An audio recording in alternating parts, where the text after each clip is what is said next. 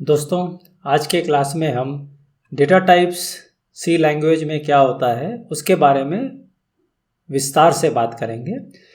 मेरा मुख्य उद्देश्य रहेगा कि मैं आपको समझा सकूं कि डेटा टाइप क्या होते हैं और जब हम प्रोग्राम डिज़ाइन करते हैं, कोई भी हम कोड लिखते हैं, सो डेटा टाइप्स कौन से वाले चूज़ करने चाहिए और क्यों उसको हमें चूज़ करना चाहिए, तो ये बहुत ज़रूरी हो जाता है। ठीक है, तो चलिए हम पूरा डिटेल में बताते हैं कि हम क्या कवर करेंगे इसमें। सबसे पहले आपका एक अंडरस्टैंडिंग के लिए, समझने के लिए कि आप डेटा टाइप को किस तरह से देखते हैं। मैंने बहुत सारे सी प्रोग्रामर देखे हैं जो जब भी कुछ कोडिंग करना रहता है तो प्रोग्रामिंग वेरिएबल जब लेते हैं तो इंटीजर ले लेते हैं, बहुत सारी चीज़ों के लिए इंटीजर ले लेते हैं। वो ये नहीं सोचते हैं कि मुझे लॉन्ग चाहिए कि शॉर्ट चाहिए, खाली इंटीजर ले लेंगे। और भी क्या होता है कि कई बार जब कोडिंग करते हैं तो वो साइंड और अनसाइंड की तरफ ध्यान भी नहीं देते हैं, खाली इंटीजर ले लिए। वो सब चल जाएगा अगर आप सिंपल कोडिंग करेंगे, लेकिन जब आप डिज़ाइन करते हैं, तो जब आप कोई भी प्रोग्राम डिज़ाइन करेंगे तो आपके लिए एक रिक्वायरमेंट होता है कि डेटा टाइप जो चूज़ करते हैं वो सबसे इम्पॉर्टेंट होता है। ठीक है, तो मैं क्या करूँगा, सबसे पहले आप लोग का एक टेस्ट लूँगा इस वीडियो में, जिसमें आपको कुछ रियल वर्ल्ड के प्रॉब्लम्स होंगे। हार्ड डिस्क के से संबंधित अगर आप कोई सॉफ्टवेयर बना रहे हैं, या कंट्रोलर, माइक्रो कंट्रोलर हो गया, या लेंथ ऑफ अ स्ट्रिंग, मतलब कुछ भी लंबाई, कोई भी डिस्टेंस, ये सब चीज़ों के बारे में जैसे मैं आपको एग्जांपल दूंगा और आपको टेस्ट करने की कोशिश करूंगा कि आप क्या सोच रहे हैं। ठीक है, तो इससे हम शुरुआत करेंगे, जिससे हमें ये पता चल जाए कि हाँ, हमें मालूम है डेटा टाइप क्या है, लेकिन एक्चुअली में उसको कैसे यूज़ करना है डिज़ाइन में, तो वो भी हमको पता चले। और उसके बाद फिर हम जब टेस्ट कर लेंगे फिर स्टार्ट करेंगे कि डेटा टाइप क्या होता है, मेमोरी में उसका क्या मीनिंग है, किस तरह से उसको यूज़ कर सकते हैं, मेमोरी कितनी ज़्यादा उसकी एलोकेट होती है ना। तो सॉफ्टवेयर में हमेशा ध्यान रखना है कि जब हम डेटा टाइप यूज़ करते हैं तो उसका क्या मीनिंग होता है।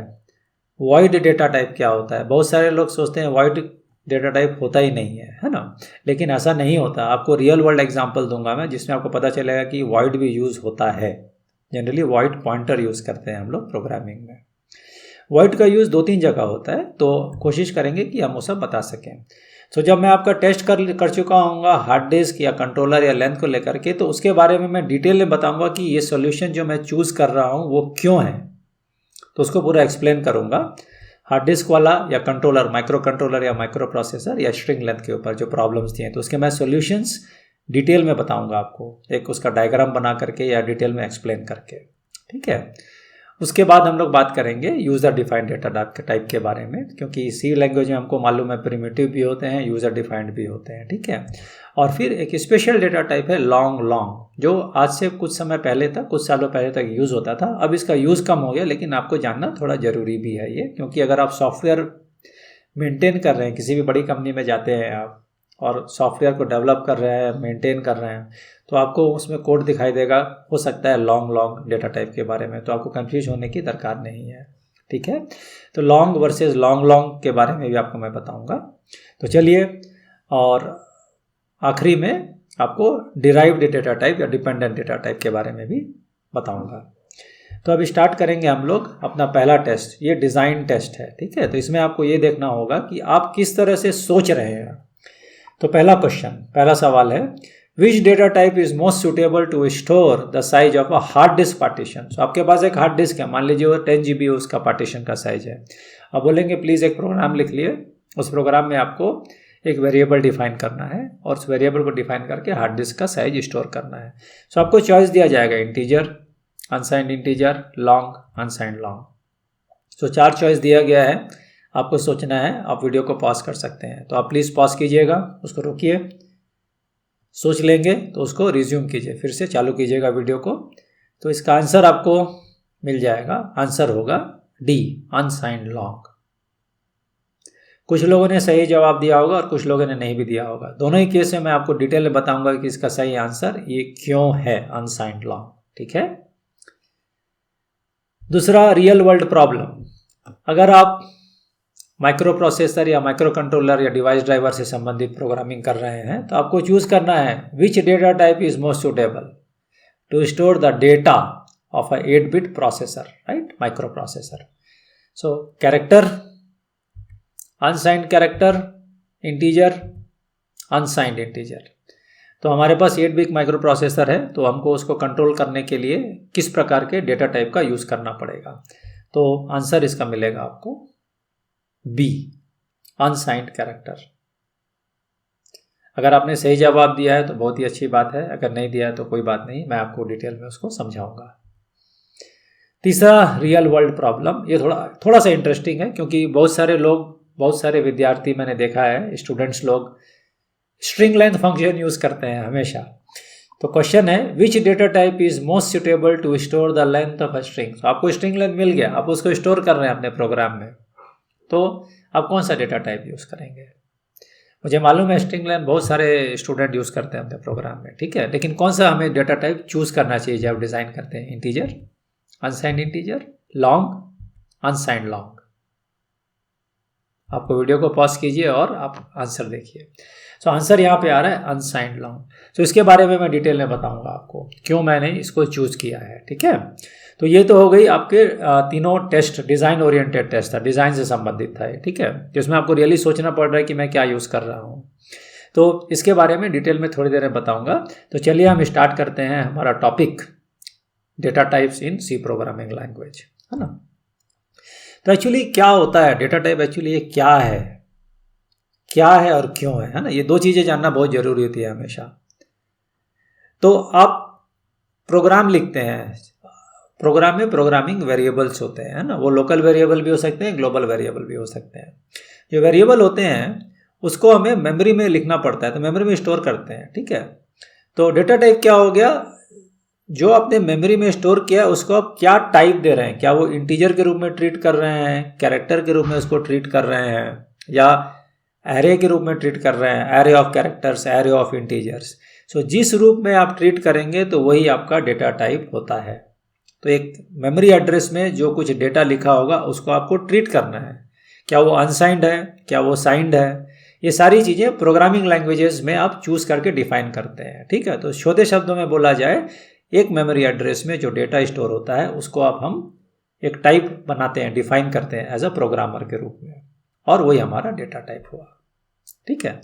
तो आपने कनिंघम रिची बुक पढ़ी होगी, अगर आपने नहीं पढ़ा है तो डेफिनेटली आपको सी प्रोग्रामिंग की कनिंघम रिची की बुक पढ़नी चाहिए, क्योंकि कनिंघम रिची इसके इन्वेंटर हैं, राइट। तो जो डिटेल उन्होंने लिखा है वो कोई नहीं लिख सकता जनरली। सो प्लीज़ उस बुक को पढ़िएगा, बुक को पढ़ने से आपको काफ़ी नॉलेज मिलेगा, ठीक है। बाकी किताबें पढ़ने की ज़रूरत भी नहीं रहेगी। आपने ऑलरेडी आपको मालूम होगा कि डेटा टाइप्स को हम किस तरह से क्लासीफाई करते हैं। तो देखिए, प्रिमिटिव डेटा टाइप होता है जो कनिंघम रिची ने बताया था, फिर यूज़र डिफाइंड डेटा टाइप होता है दूसरा, और तीसरा होता है आपका डिराइव्ड डेटा टाइप या डिपेंडेंट होता है, किसी पर आधारित रहते हैं। तो ये तो आपने पढ़ा होगा, क्योंकि ये एडवांस ही कोर्स है जो मैं आपको पढ़ा रहा हूँ, ये थोड़ा एडवांस ही है, तो थोड़ा फंडामेंटल नॉलेज आपको होना चाहिए इसके बारे में, ठीक है। मेरा उद्देश्य ये रहेगा कि चूंकि आपके पास फंडामेंटल नॉलेज है तो मैं थोड़ा उसमें एडिशनल डिटेल, जो अंदर की बात होती है, बिहाइंड द सीन्स बोलते हैं, है ना, जो कैसे काम करता है, उसके बारे में ज़्यादा मैं आपको बताने का कोशिश कर रहा हूँ ये सारे वीडियोज़ में। जो सीरीज़ बनाई है मैंने वीडियो की, है ना, एडवांसी का पूरा प्लेलिस्ट बना रखा है। तो चलिए चालू करते हैं थोड़ा और डिटेल जानने के लिए। सो प्रिमिटिव डेटा टाइप्स, तो आप देखेंगे प्रिमिटिव डेटा टाइप्स में character, short, integer, long, float, double, void है, ठीक है। तो हमारा इसमें फोकस ये रहेगा कि मुझे मालूम है कि आप सबको इसके बारे में आइडिया होगा, तो मेरा फोकस ये इसको पूर्णतः समझाना नहीं, क्योंकि आपको इसका आइडिया होगा, ठीक है। तो मैं कोशिश करूंगा कि थोड़ा एडिशनल डिटेल दे सकूं। कैरेक्टर के लिए खाली 1 byte of memory location, 1 byte compiler देता है, उसमें आपको जो भी लिखना है लिख सकते हैं। दूसरा शॉर्ट के लिए 2 बाइट, इंटीजर के लिए 4 बाइट। लॉन्ग या तो 4 बाइट होता है या 8 बाइट्स होता है, ठीक है। अगर वो कंप्यूटर आर्किटेक्चर या प्रोसेसर 32 बिट सिस्टम है कि 64 बिट सिस्टम है, उस पर निर्भर करता है। फ्लोट भी 4 बाइट होता है, और डबल 8 बाइट्स होता है, ठीक है। और रही बात वॉइड की, तो वॉइड एक्चुअली एक स्पेशल सिचुएशन हो जाता है, ठीक है। तो वॉइड के लिए स्पेस होना चाहिए, जनरली नहीं होता है, क्योंकि हम सी प्रोग्रामिंग में फंक्शन लिखते हैं, प्रोटोटाइप भी लिखते हैं, तो फंक्शन रिटर्न टाइप होना चाहिए, हर फंक्शन का रिटर्न टाइप होना चाहिए। कुछ फंक्शन कुछ रिटर्न नहीं करते हैं, जरूरत नहीं रहता है, तो हम बोल देते हैं फंक्शन वॉइड रिटर्न कर रहा है, तो उसको वॉइड लिखते हैं। वॉइड मतलब कुछ भी नहीं, ठीक है। वॉइड के बारे में एक और एग्जांपल दूंगा मैं आपको, वो प्राइमरली होता है वॉइड पॉइंटर होता है, जब हम पॉइंटर के बारे में बात करेंगे, है ना, तो एक वॉइड पॉइंटर होता है, वो बहुत यूजफुल होता है। इसका लाइव एग्जांपल भी दूंगा आपको मैं, ठीक है। तो अब प्रिमिटिव डेटा टाइप को देखेंगे तो आप जब देख रहे हैं character, short, long, integer, float, double, तो ये सब जो होते हैं ये मेमोरी में कंसेक्यूटिव होते हैं। अगर आपने शॉर्ट बोल दिया तो मेमोरी में back to back 2 memory locations होंगे शॉर्ट के। इंटीजर अगर बोल दिया तो 4 बाइट्स होंगे, तो ये बैक टू बैक होंगे, एक के पीछे एक, 4 मेमोरी लोकेशंस। उसी में डेटा स्टोर होता है और उसी को हम लोग मॉडिफाई करते हैं, रीड करते हैं, राइट करते हैं, मैनिपुलेट करते हैं, ठीक है। तो जो ये डेटा होते हैं जब आप लिखते हैं इसको डेटा टाइप को, ये एक बाइनरी रिप्रेजेंटेशन में स्टोर होता है, कैरेक्टर, शॉर्ट, इंटीजर और लॉन्ग। फ्लोट और डबल की तरफ जाएंगे तो इसका रिप्रेजेंटेशन बहुत अलग होता है। तो एक IEEE का स्टैंडर्ड होता है जिसमें फ्लोट और डबल के बारे में आपको ज़्यादा जानकारी मिलेगी, ठीक है। तो वो मैं कवर नहीं करूँगा, लेकिन फ्लोट और डबल बहुत ही अलग ढंग से स्टोर होता है एक्सपोनेंट और मैंटिसा के फॉर्म में, ठीक है। वाइट के बारे में आप देखेंगे तो वाइट का मैंने कहा था, तो वाइट का जो पॉइंटर है वो बहुत यूजफुल है। तो इसका मैं एग्जांपल आपको दूंगा क्योंकि वाइट का पॉइंटर बहुत जरूरी हो जाता है समझना, ठीक है। ये प्रिमिटिव डेटा टाइप में आता है लेकिन इसको समझना आपके लिए ज़रूरी है। तो वाइट के लिए क्या करते हैं, हम सीधा एक मैन पेज ले लेते हैं। तो इसीलिए मैं कहता हूं कि देखिए मैं लाइनक्स सिस्टम यूज़ कर रहा हूं, तो आपको भी लाइनक्स सिस्टम यूज़ करना चाहिए। अगर आप उसको यूज़ करते हैं तो एक सिस्टम में आपके पास सारा डिटेल रहेगा। इंटरनेट से ज़्यादा पढ़ने का कोई मतलब नहीं रहता है क्योंकि कन्फ्यूजन और डाउट बहुत होता है, ठीक है। अगर आपके पास खुद का सिस्टम है तो पढ़िए, लाइनक्स इंस्टॉल कीजिए, तो आपको सी लैंग्वेज पढ़ने में, सिस्टम प्रोग्रामिंग में बहुत ही सहूलियत होगी। तो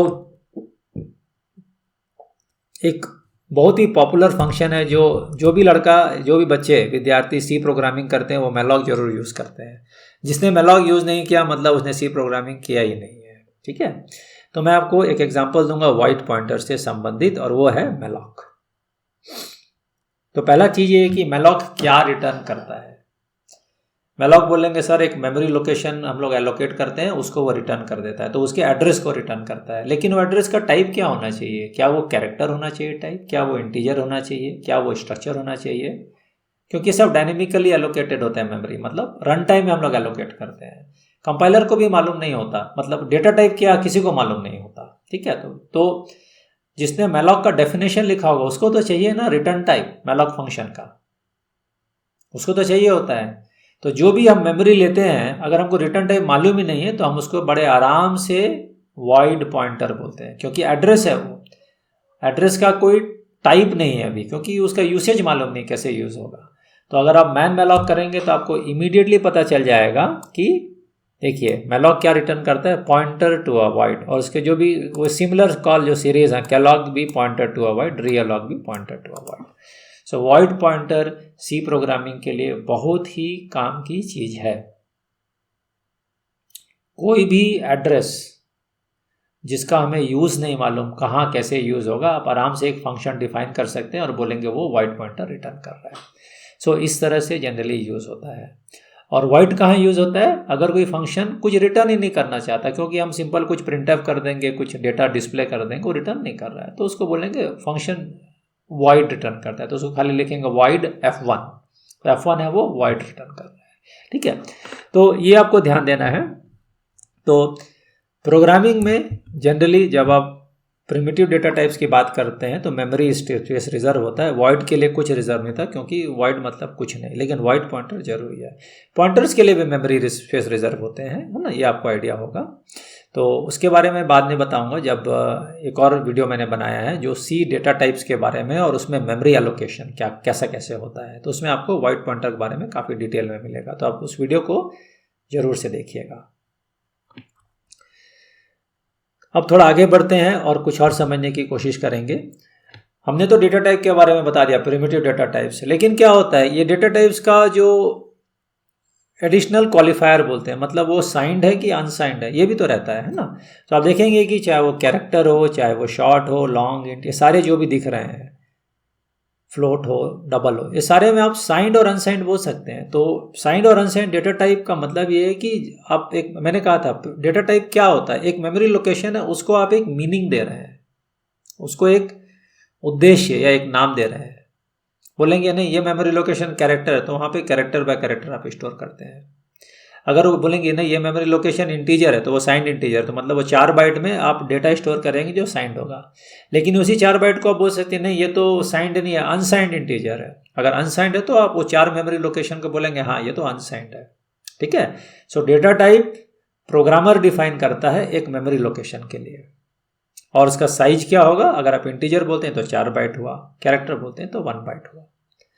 और अगर बोलते हैं ये अनसाइंड है तो मतलब मेमोरी लोकेशन वही है लेकिन वो पूरा का पूरा जो मेमोरी 4 बाइट है वो अनसाइंड डेटा को स्टोर करेगा, ठीक है। तो ये साइंड और अनसाइंड दोनों हो सकते हैं प्रिमिटिव डेटा टाइप्स, और उनके जो भी फ्लोट और लॉन्ग दिख रहे हैं सारे, है ना। तो ये तो आपको समझ में आ गया कि प्रिमिटिव डेटा टाइप के नाम क्या है, आपको पहले से मालूम है। मैंने थोड़ा एडिशनल डिटेल डालने की कोशिश किया, अधिक और जानकारी देने की कोशिश किया वॉइड के बारे में, वॉइड पॉइंटर के बारे में, और मेमोरी बहुत इंपॉर्टेंट होता है, ठीक है। क्योंकि अगर आप मेमोरी एलोकेशन को समझ जाते हैं कि कितना मेमोरी बाइट्स होता है तो आपको डिबगिंग के लिए, kernel debugging, user space debugging, crash analysis, सब चीज़ों के लिए बहुत ज़रूरी है। और सॉफ्टवेयर इंडस्ट्री में तो ऐसा है कि एक बार प्रोग्राम लिख गया उसको आपको एनहांस करना है, मॉडिफाई करना है, मेंटेन करना है, तो खाली बग्स और बग्स ही आते हैं, तो उसको आपको फिक्स करना रहेगा। अगर आपको मेमोरी समझ में नहीं आया, जो सी प्रोग्रामिंग में बिहाइंड द सीन्स मेमोरी में क्या हो रहा है, तो आप उसको डिबगिंग नहीं कर सकते, बग फिक्सिंग नहीं कर सकते, ठीक है। तो ये बहुत ज़रूरी हो जाता है। अब हम कोशिश करेंगे कि जो 3 टेस्ट केस थे डिज़ाइन वाले, उसको हम किस तरह से मतलब एक्सप्लेन करें, है ना। तो पहला क्वेश्चन था कि which data type is most suitable for hard disk partition. So मैंने आपको चॉइस दिया था, ठीक है। तो चलो इसको एक्सप्लेन करने की कोशिश करते हैं कि क्यों मैं बोल रहा हूँ अनसाइंड लॉन्ग जरूरी हो जाता है।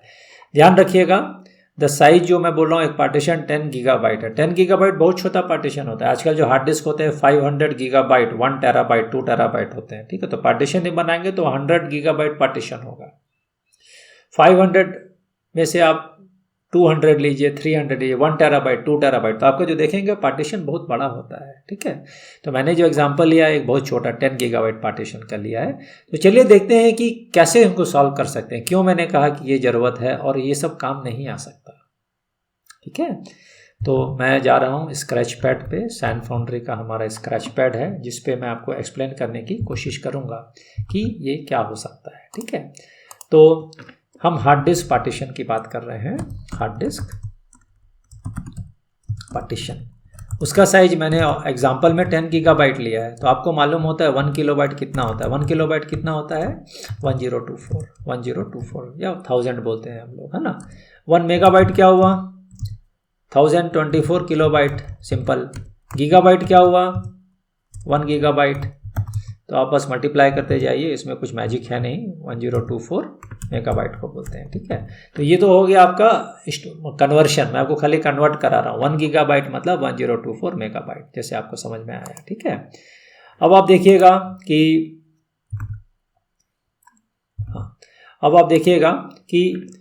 अब 10 गीगाबाइट है, तो अब मैं इसको पूरा एक्सपैंड कर दे रहा हूँ। 10 गीगाबाइट का मतलब 10 इंटू 1024 मेगाबाइट, मेगाबाइट मतलब 1024 किलोबाइट,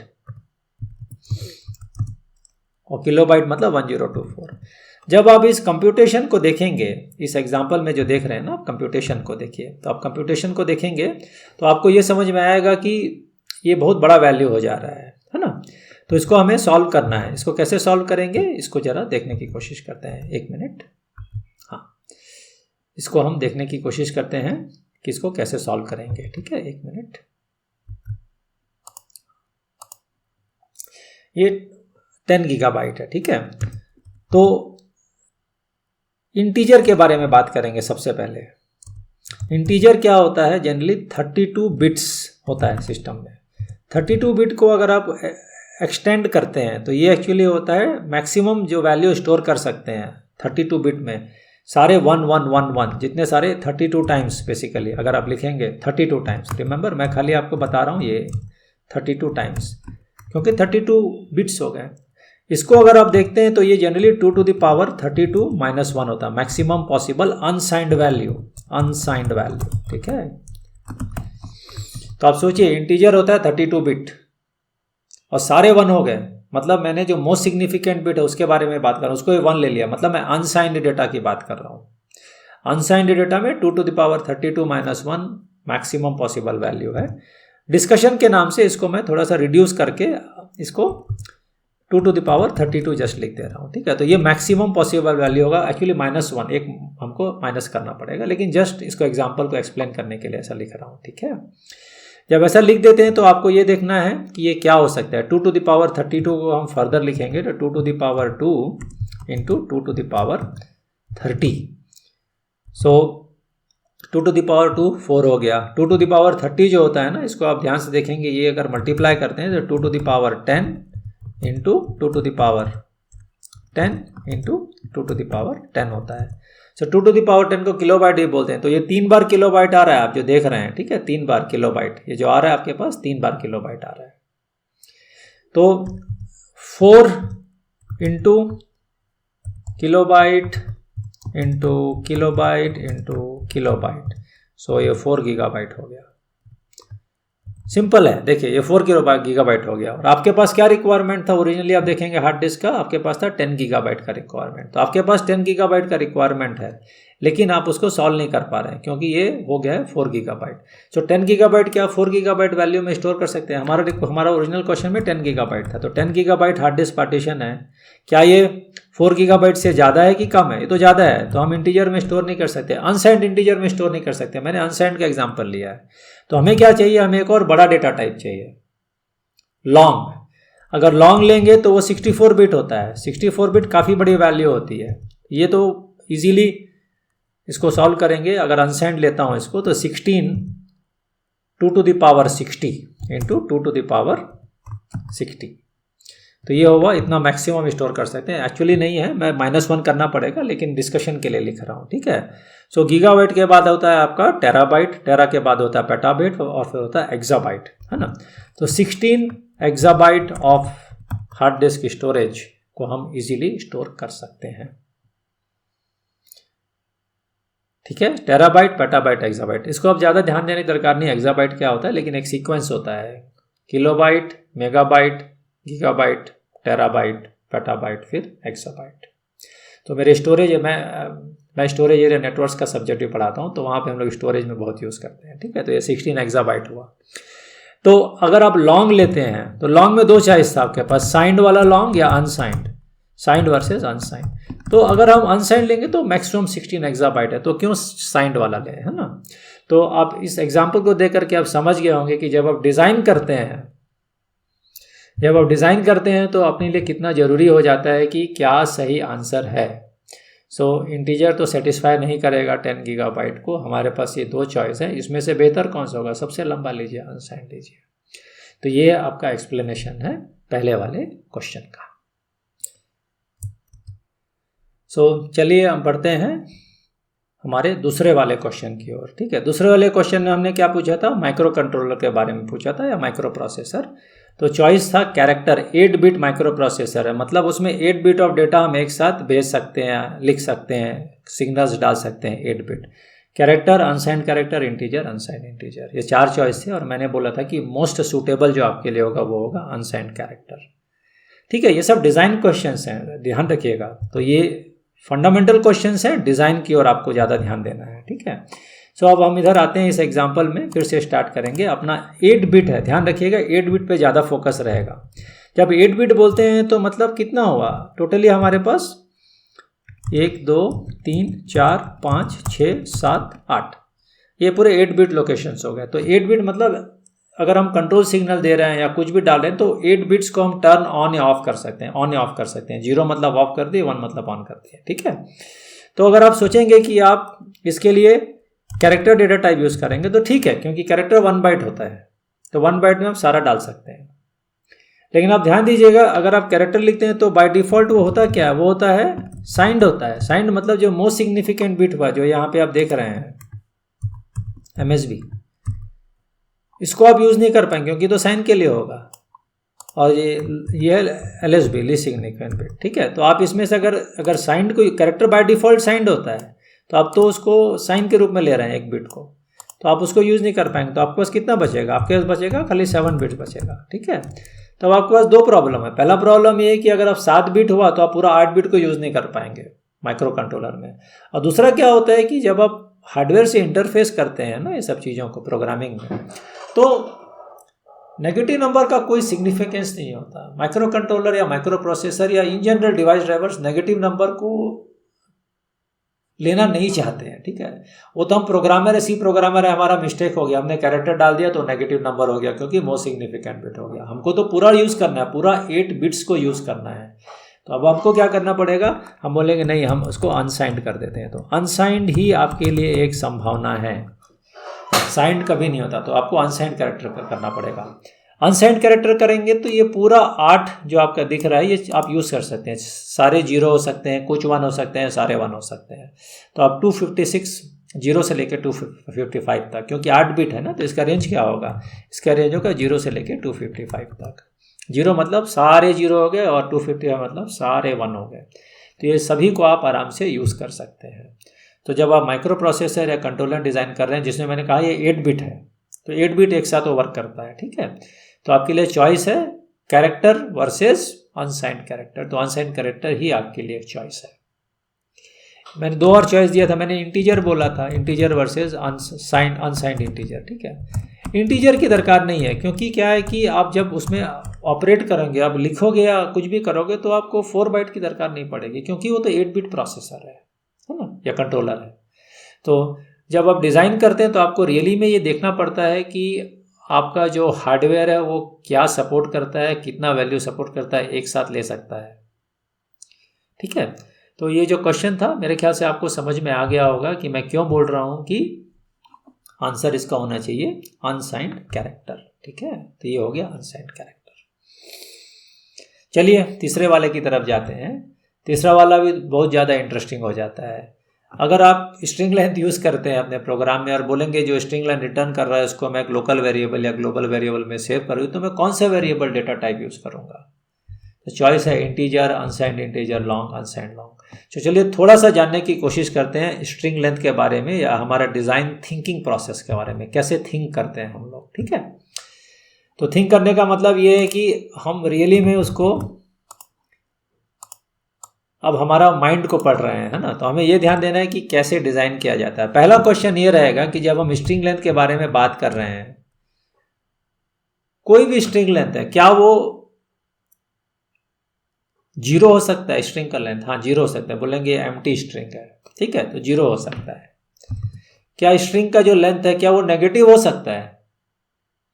नेगेटिव का तो कोई मीनिंग नहीं होता है, ठीक है। तो स्ट्रिंग लेंथ -3 हो सकता है, कभी नहीं हो सकता, ठीक है। सो स्ट्रिंग लेंथ कभी नेगेटिव नहीं होगा, तो इसको हमें सोचना नहीं है। स्ट्रिंग लेंथ या तो 0 होगा या 0 से ज़्यादा होगा, है ना। तो अगर आप डालते हैं string length strlen, welcome to advance C course sang foundry, है ना। अगर आप ये डालते हैं तो ठीक है, ये आप डालिए, कोई प्रॉब्लम नहीं है, लेकिन इसका एक लेंथ होगा जो पॉजिटिव होगा, ठीक है। अब इसको हमको एक डेटा टाइप यूज़ करके उसको स्टोर करना है।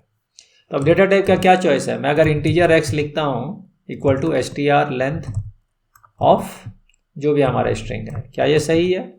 ठीक है, बहुत सारे प्रोग्रामर के लिए सही है, क्योंकि स्ट्रिंग का लेंथ छोटा होता है, 10 कैरेक्टर होता है, 20 होता है लंबाई, 40 होता है, 400, 4000, है ना। लेकिन क्या स्ट्रिंग लेंथ बहुत लंबा हो सकता है? हाँ, क्यों नहीं हो सकता। अगर स्ट्रिंग बहुत ही लंबा है तो हो सकता है, ठीक है। और मैंने अभी आपको जस्ट बताया कि ये तो 0 होगा या पॉजिटिव लेंथ होगा, नेगेटिव लेंथ तो हो ही नहीं सकता, तो हम क्यों इंटीजर लेंगे? हम नहीं ले सकते ना,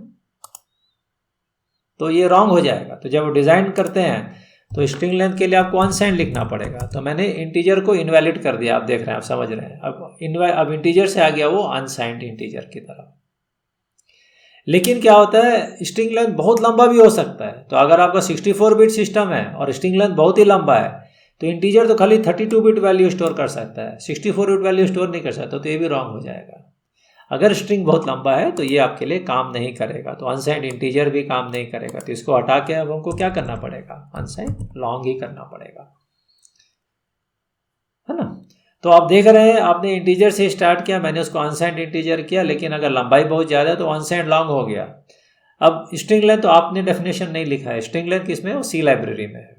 अब जो लाइब्रेरी में जो ऑथर, जो उसके लेखक होंगे, जिन्होंने उस फंक्शन को लिखा होगा, वो फंक्शन को लिखेंगे तो उनको भी तो एक बताना है कि रिटर्न टाइप क्या है, क्योंकि स्ट्रिंग लेंथ जब वो प्रोटोटाइप डिफाइन करते हैं तो उसका क्या रिटर्न वैल्यू है, ठीक है।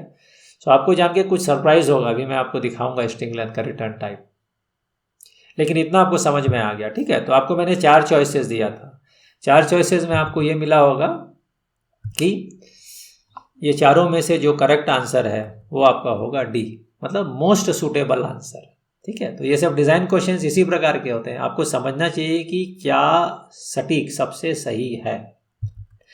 तो अब हम कोशिश करते हैं थोड़ा और स्ट्रिंग लेंथ के बारे में जानने के लिए। तो सबसे अच्छा ये है कि आपको लाइनक्स सिस्टम है तो आप मैन पेज ऑन कीजिए, ओपन कीजिए, आपको मैन पेज में काफ़ी कुछ डिटेल ऑटोमेटिकली मिल जाता है, ठीक है। अब आप ध्यान से देखिएगा, जो स्ट्रिंग लेंथ फंक्शन है क्या रिटर्न कर रहा है, size underscore T. Size underscore T का क्या मतलब हुआ, क्या ये इंटीजर है, क्या ये लॉन्ग है, क्या ये शॉर्ट है, हमें तो नहीं मालूम, ठीक है। साइज अंडरस्कोर टी एक्चुअली एक टाइप डेफ है। तो जो प्लेटफॉर्म होता है, आपके पास 16 बिट सिस्टम है, 32 बिट सिस्टम है, 64 बिट सिस्टम है, आपको सोचने की कोई दरकार नहीं है। प्लेटफॉर्म के लाइब्रेरी हेडर फाइल्स में ये ऑटोमेटिकली डिफाइन होगा टाइप डेफ के रूप में। सो जो बेस्ट पॉसिबल कॉम्बिनेशन होता है वो अनसाइंड लॉन्ग होता है 64 बिट प्लेटफॉर्म में, ठीक है।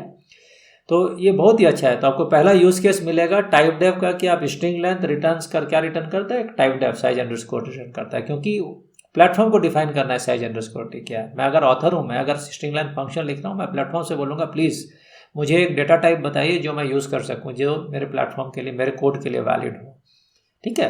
तो साइज अंडरस्कोर टी परफेक्ट हो जाएगा। तो अगर 64 बिट प्लेटफॉर्म है तो साइज अंडरस्कोर टी जनरली क्या होता है, वो हमारा अनसाइंड लॉन्ग होता है, ठीक है।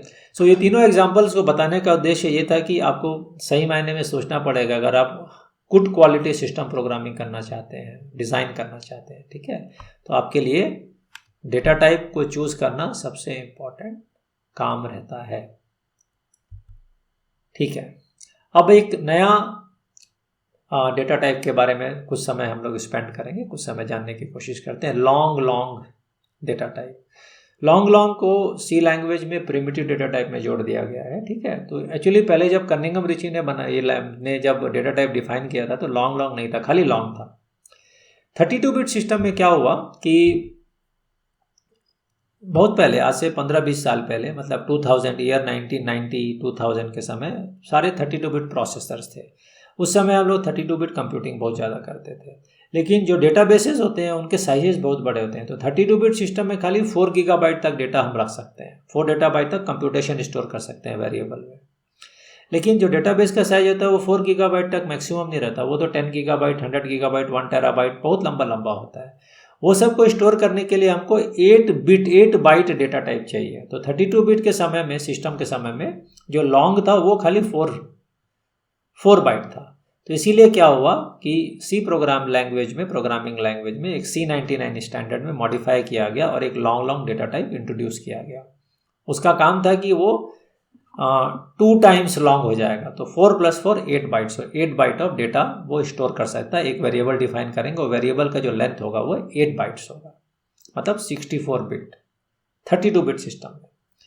तो ये काफ़ी समय तक चला और बहुत सारे प्रोग्राम ने इसको यूज़ किया है। बहुत सारे कमर्शियल सॉफ्टवेयर जो होते हैं, रियल सॉफ्टवेयर, वहाँ पे लॉन्ग डेटा टाइप यूज़ किया गया सी प्रोग्रामिंग में। अब बहुत सारे सिस्टम जो होते हैं वो 64 बिट सिस्टम होते हैं। सो 64 बिट सिस्टम में आपको मालूम है जो लॉन्ग होता है वो ऑटोमेटिकली 8 बाइट होता है। अगर आप लॉन्ग बोलेंगे तो 8 बाइट + 8 बाइट दोनों मिला करके 16 हो जाएगा, तो ऐसा नहीं होता, क्योंकि 16 बाइट की रिक्वायरमेंट, ज़रूरत अभी भी नहीं है। तो जो लॉन्ग है और लॉन्ग है दोनों 8 बाइट होता है। तो जब 64 बिट सिस्टम है में वो लॉन्ग को लेके लीजिए या लॉन्ग को लीजिए, दोनों ही आपको 8 बाइट मिलेगा, ठीक है। तो लॉन्ग की मतलब ज़रूरत नहीं है 64 बिट सिस्टम। मेरे पास एक सिस्टम है जो 32 बिट है और दूसरा सिस्टम है जो 64 बिट है। तो मैं इसमें आपको क्विकली एक प्रोग्राम रन करके दिखाता हूँ कि क्या साइजेस होते हैं, ठीक है। तो उससे आपको समझ में आ जाएगा कि मैं क्या कहना चाह रहा हूँ, ठीक है। तो मान लीजिए ये मेरा एक कोड है, मैंने ऑलरेडी कोड कर रखा है, मैंने बना रखा है, एक छोटा सा कोड है, कोई बड़ा नहीं है। L एक लोकल वेरिएबल है जो लॉन्ग है, और SL मतलब जस्ट सिंपल लॉन्ग, एक खाली लॉन्ग वाला है। तो इसमें मैं आप देखेंगे AA BB CC DD EE FF 00 एक बहुत बड़ा वैल्यू को स्टोर कर रहा हूँ इसमें। और सिंपल लॉन्ग ये लॉन्ग नहीं है, लॉन्ग है, इसमें भी स्टोर कर रहा हूँ। ठीक है, मैं दोनों को कंपाइल करके रन करूँगा तो आपको लगेगा कि दोनों तो सेम ही है, कोई डिफरेंस ही नहीं है। ठीक है, ये है मेरा 64 बिट सिस्टम। तो पहले ये दिखा देता हूँ एक सिस्टम कौन सा है, यूनेम -m, ये है 64 बिट सिस्टम।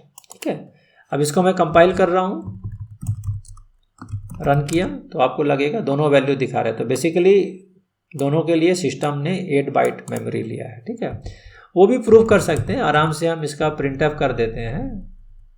प्रिंटएफ क्या करेंगे, हम करेंगे कि साइज क्या होता है ना। तो साइज ऑफ L या साइज ऑफ लॉन्ग कर देते हैं। तो ये साइज ऑफ यूज़ कर सकते हैं और सीधा लॉन्ग डाल देते हैं, ये फंडामेंटली आपको पता चल जाएगा। ठीक है, और दूसरा करेंगे साइज ऑफ लॉन्ग, है ना। तो साइज ऑफ लॉन्ग डाल देते हैं तो साइज ऑफ लॉन्ग आ जाएगा। कंपाइल करते हैं और रन करते हैं तो अपने को पता चल जाएगा कि ये क्या सिस्टम है। तो आप देखिएगा साइज ऑफ लॉन्ग भी 8 बाइट्स है, साइज ऑफ लॉन्ग, तो ये 64 बिट सिस्टम था। अगर इसी कोड को मैं 32 बिट सिस्टम में डालने की कोशिश करता हूँ रन करने की, ठीक है, तो मेरे पास एक कोड है ऑलरेडी, सेम कोड था, कोई ज़्यादा डिफरेंस नहीं है। तो इस कोड को आप देखेंगे तो मैं क्या कोशिश कर रहा हूँ, लॉन्ग तो 8 बाइट हो गया, इसमें मैं 1 बाइट 2 3 4 5 6 7 बाइट स्टोर करने की कोशिश कर रहा हूँ, और एक लॉन्ग है। तो 32 बिट सिस्टम में जो लॉन्ग होता है वो 4 बाइट होता है, तो इसमें मैं ज़्यादा डालने की कोशिश कर रहा हूँ, 1 2 3 4 5 6 7 बाइट। तो कंपाइलर को कुछ इश्यू होगा यहाँ पे। ठीक है, कंपाइल करूँ तो कंपाइलर बोलेगा नहीं आपके साथ प्रॉब्लम है। ठीक है, तो लाइन नंबर 8 में दिख रहा है integer constant is too long, कुछ ओवरफ्लो आ रहा है। ठीक है, तो ये बता रहा है कि कुछ इश्यू है। अब इसको मैं रन करता हूँ, तो रन करूँगा तो जो L है, L क्या था मेरा, लॉन्ग था, वो तो पूरा डेटा दिखा रहा है, A B B C C D D E F F 0 0 जो पूरा था। और जो SL है सिंपल लॉन्ग है, वो तो खाली A B B C C D D में यहीं पे रुक गया वो, मतलब ये A B B, ये तो खैर मोस्ट सिग्निफिकेंट, तो ये लास्ट का ले लेगा, ये वाला ले लेगा। ठीक है, तो D D E F F 0 0 से जो लास्ट का है ना ये ले लेगा, और ये ट्रंकेट हो जाएगा क्योंकि ओवरफ्लो हो चुका है, तो उसको स्टोर नहीं कर रहा। तो इससे आपको पता चल जाएगा जो लॉन्ग है वो रियली में 8 बाइट नहीं है, कुछ तो है उसमें। ठीक है, तो अगर इसको हम कोडिंग कर सकते हैं, जैसे मैंने अभी जस्ट कोडिंग किया था, इसको हम क्या करेंगे, साइज ले लेंगे, तो प्रिंटएफ कर देते हैं, तो एक बार में आ जाएगा। प्रिंटएफ साइज ऑफ लॉन्ग कर देते हैं। ठीक है, तो साइज ऑफ लॉन्ग कर देंगे तो हमको पता चल जाएगा कि ये क्या है ना। तो ये हो जाएगा हमारा size of long. Size of long कर देते हैं, नेक्स्ट वाला दूसरा वाला जो है तो उसको हम लॉन्ग लिख देंगे। ठीक है, और इसको कमेंट कर देते हैं क्योंकि कंपाइलेशन एरर आ रहा है ना, तो वार्निंग आ रहा है, तो आपको लगेगा अरे ये क्या दिखा रहा है, कन्फ्यूजन हो जाता है थोड़ा सा, तो पूरा ही कमेंट कर देते हैं इस एरिया को। तो ये 4, तो खाली फोकस रहेगा हमारे लंबाई पर, साइज पर। ठीक है, तो इसको कंपाइल कर रहे हैं और रन करते हैं, तो आपको दिखाई देगा साइज ऑफ लॉन्ग तो हो गया 8 बाइट, और साइज ऑफ लॉन्ग 4 है क्योंकि 32 बिट सिस्टम है। अगर मैं यूनेम -m करता हूँ मशीन, तो ये दिखाएगा i686, ये थोड़ा ओल्ड सिस्टम है। ठीक है, तो ये आपके लिए 32 बिट सिस्टम है, ध्यान रखिएगा। 32 बिट सिस्टम में लॉन्ग 4 बाइट होता था और ये लॉन्ग 8 बाइट होता था। तो इसीलिए प्रोग्रामिंग वर्ल्ड में जब हम प्रोग्रामिंग करते थे आज से 15-20 साल पहले, उस समय 32 बिट सिस्टम सबसे कॉमन था, तो उस समय लॉन्ग को इंट्रोड्यूस किया गया था। आशा करता हूँ ये आपको लॉन्ग का सिग्निफिकेंस, इंपॉर्टेंस समझ में आ गया होगा, क्यों इसको यूज़ करते हैं। ठीक है, अब आगे बढ़ते हैं यूज़र डिफाइंड डेटा टाइप की तरफ। तो अभी तक मैं खाली प्रिमिटिव डेटा टाइप के बारे में बता रहा था। यूज़र डिफाइंड का क्या मतलब होता है, यूज़र डिफाइंड डेटा टाइप जो होता है वो यूज़र डिफाइन करता है। ठीक है, यूज़र डिफाइन करता है का क्या मतलब है, कनिंघम रिचे ने कह दिया कि मैं तो बता दिया हूँ character, integer, long, short, float, fundamental बता दिया हूँ। अगर आप प्रोग्रामिंग कर रहे हो, आपको एक रेलवे रिजर्वेशन सिस्टम बनाना है, एयरलाइंस रिजर्वेशन सिस्टम, बस रिजर्वेशन सिस्टम, अपने स्कूल में स्टूडेंट सिस्टम, एम्प्लॉय सिस्टम, कोई जॉब करता है एम्प्लॉय का सिस्टम बनाना है, तो उसमें तो आपको अलग अलग प्रकार के डेटा टाइप चाहिए होंगे, है ना। तो क्या होता है, यूज़र डिफाइंड डेटा टाइप का मतलब ये होता है कि जो प्रोग्रामर होता है वो खुद से डिफाइन करता है, और सी लैंग्वेज बोलता है अगर प्रोग्रामर को डिफाइन करना है तो मैं आपको चॉइसेस देता हूँ। क्या चॉइस है, स्ट्रक्चर, आप स्ट्रक्चर बना सकते हैं, आप यूनियन बना सकते हैं, आप इन्यूमरेशंस कर सकते हैं, आप टाइप डेफ कर सकते हैं, ये सब बना सकते हैं। ठीक है, तो ये जो होता है ये प्रोग्रामर डिफाइंड होता है, और ये सारे टॉपिक में अलग से मैं वीडियो बना चुका हूँ, आप इसको आराम से देख सकते हैं। आप आसानी से सर्च करते हैं सैन फाउंड्री यूनियन पे, जो Sanfoundry video on union, structure, enumerations, typedefs, ये सारे आपको मिल जाएंगे, ठीक है। क्योंकि एक एक टॉपिक पर मैंने काफ़ी डिटेल में, विस्तार में बताने की कोशिश की है। एडवांसी का मतलब ये है कि आपको बिहाइंड द सीन्स, पीछे जा करके अंदर का क्या होता है, अंदर क्या चल रहा है, उसके बारे में जानकारी मिलनी चाहिए, है ना। तो यूज़र डिफाइंड का आपको बस ये ध्यान रखना है कि ये सारे यूजर्स डिफाइन करते हैं। आपको आपने पढ़ा होगा बेसिक सी प्रोग्रामिंग में स्ट्रक्चर कैसा दिखता है, यूनियन कैसा दिखता है, इन्यूमरेशंस और टाइप डेफ, वो आपको ऑटोमेटिकली मिल जाएंगे। तो इसको हम कैसे डिफाइन करते हैं, हमको कीवर्ड यूज़ करना पड़ता है, स्ट्रक्ट यूज़ करना पड़ता है, union keyword, enum keyword, typedef keyword, ये सब यूज़ करते हैं, है ना, जनरली। तो अभी इस स्लाइड में इतना ही बता रहा हूँ क्योंकि मेन क्या था, मेमोरी एलोकेशन की बात होती है और कैसे बिहाइंड द सीन्स काम करता है। तो मैंने स्पेसिफिक वीडियो बनाया है सारे पर, तो आप उस पर बिल्कुल ध्यान दीजिएगा, तो आपको उसके बारे में काफ़ी डिटेल में पता चलेगा, ठीक है। अब नेक्स्ट होता है डिराइव्ड और डिपेंडेंट टाइप। तो हमने प्रिमिटिव कवर कर लिया, यूजर डिफाइंड कवर कर लिया है, लेकिन डिराइव्ड और डिपेंडेंट टाइप्स क्या होते हैं, ठीक है। डिराइव्ड डिपेंडेंट टाइप्स मतलब एरे हो गए, क्योंकि वो एरे ऑफ इंटीजर्स होंगे या एरे ऑफ यूनियन के होंगे। तो पहले आपको इंटीजर होना चाहिए प्रिमिटिव, और यूनियन या स्ट्रक्चर हुआ वो यूजर डिफाइंड हुआ, उसका हम एरे बना रहे हैं। तो ये डिपेंड करता है कि किस वाले पे बना रहे हैं। तो एरेज एक क्लासिकल एग्जाम्पल हो गया डिराइव्ड या डिपेंडेंट। उसी तरह से पॉइंटर हो गया, क्योंकि पॉइंटर क्या, वो खाली हवा में नहीं रहता है। पॉइंटर मतलब इंटीजर को पॉइंट करेगा या स्ट्रक्चर को पॉइंट करेगा या यूनियन को पॉइंट करेगा, ठीक है। तो इस प्रकार की जो चीज़ें होती हैं वो होती हैं डिराइव्ड या डिपेंडेंट टाइप्स। तो आप देखिए एरे हो गया, पॉइंटर हो गया, और एक होता है function pointer. Function pointer special case है, क्योंकि अगर बहुत सारे फंक्शंस है, एक पॉइंटर, फंक्शन पॉइंटर का स्पेशल केस है। तो वो एक फंक्शन को पॉइंट करेगा, फिर दूसरे फंक्शन को पॉइंट करेगा, ठीक है। तो ये सब अलग टाइप्स में आते हैं।